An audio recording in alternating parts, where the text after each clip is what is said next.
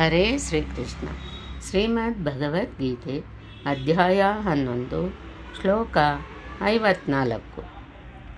ಭಕ್ತ್ಯಾ ತ್ವನನ್ಯಯಾ ಶಕ್ಯ ಅಹಮೇವಂ ವಿಧೋರ್ಜುನ ಜ್ಞಾತುಂ ದ್ರಷ್ಟುಂ ಚ ತತ್ವೇನ ಪ್ರವೇಷ್ಟಂ ಚ ಪರಂತಪ.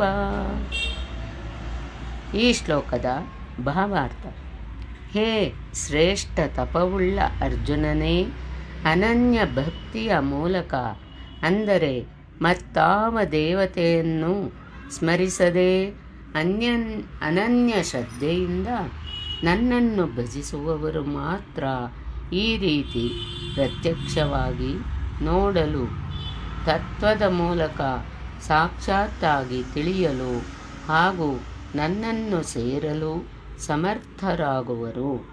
ಅಂದರೆ ಆತನ ಪ್ರಾಪ್ತಿಯಾಗುವ ಸುಗಮವಾದ ಮಾಧ್ಯಮ ಅನನ್ಯ ಭಕ್ತಿಯೊಂದೇ. ಕಡೆಯಲ್ಲಿ ಜ್ಞಾನವು ಭಕ್ತಿಯಲ್ಲೇ ಸೇರಿ ಹೋಗುವುದು. ಹಿಂದಿನ 7ನೆಯ ಅಧ್ಯಾಯದಲ್ಲಿ ಹೇಳಿದಂತೆ ಹಿಂದೆ ಆತನು ಹೇಳಿದುದು, ನಿನ್ನ ವಿನಃ ಬೇರಾರೂ ನೋಡಿಲ್ಲ, ನೋಡಲಾಗಿಲ್ಲ, ನೋಡಲಾಗುವುದೂ ಇಲ್ಲ.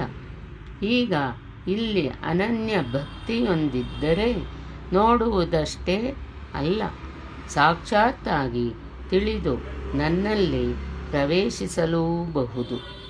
ಅಂದರೆ ಅರ್ಜುನ ಎನ್ನುವುದು ಓರ್ವ ಅನನ್ಯ ಭಕ್ತನ ಹೆಸರು, ಒಂದು ಸ್ಥಿತಿಯ ಹೆಸರು. ಅನುರಾಗವೇ ಅರ್ಜುನ. ಕಡೆಯಲ್ಲಿ ಯೋಗೇಶ್ವರನಾದ ಕೃಷ್ಣನು ಹೇಳುವನು.